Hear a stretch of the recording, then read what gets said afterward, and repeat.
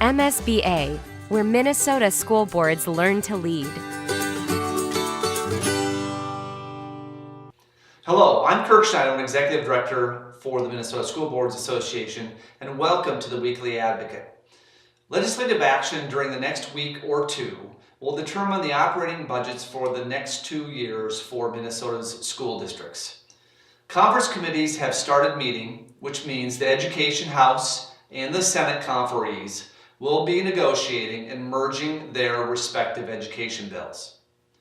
However, the real negotiations on these bills will not begin until Senate Majority Leader Gazelka, Speaker Doubt, and Governor Dayton agree to new spending targets for all areas of the state government. We need at least a $600 million E12 target to begin to balance our budgets and serve our students adequately and fairly. We need the education spending target to increase enough to provide at least a 2% increase to the basic education formula, to reduce the special education cross-subsidy, and to provide adequate resources to address our teacher shortage. The MSBA organization is sending that message loud and clear to the legislature. Now, we need you to send that message to your legislators as well. Without a substantially larger target to address these three issues, districts are starting out the next school year underfunded despite a healthy $1.6 billion state surplus. Let me show you the impact that this will have on 4 different size school districts, starting with the smallest and moving to the largest. The Mabel-Canton School District would receive $108,000 using the 2% increase each year on the basic education funding formula.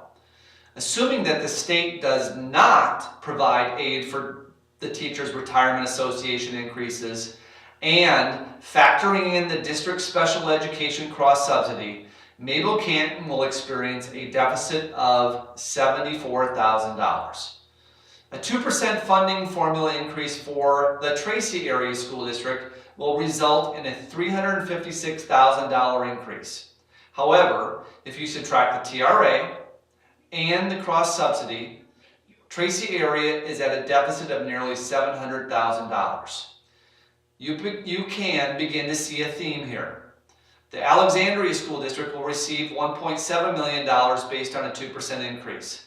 Accounting for TRA and the special ed cross-subsidy expenses, Alexandria would be going backward to the tune of more than $3.2 million. And finally, let's look at Elk River Area School District. The district would receive a $5.2 million basic education increase. Subtract the TRA expenses and the special ed cross-subsidy, and their deficit right out of the gate is nearly $25 million. These numbers are solid estimates. We know there will be other revenue streams and expenses for your districts. What is important for you, because special education, the general education formula, and TRA are such big parts of your budget, is to emphasize this message to your legislators at this time. Your legislators need to know the impact on your school district's proposed 2017-18 school district budget, your revenues and expenses, and what this means for student learning opportunities. If elected officials heard from every school board member and superintendent, that would mean more than 2,000 voices speaking on behalf of our public schools and students. That would create real change. Your voice is respected and needed.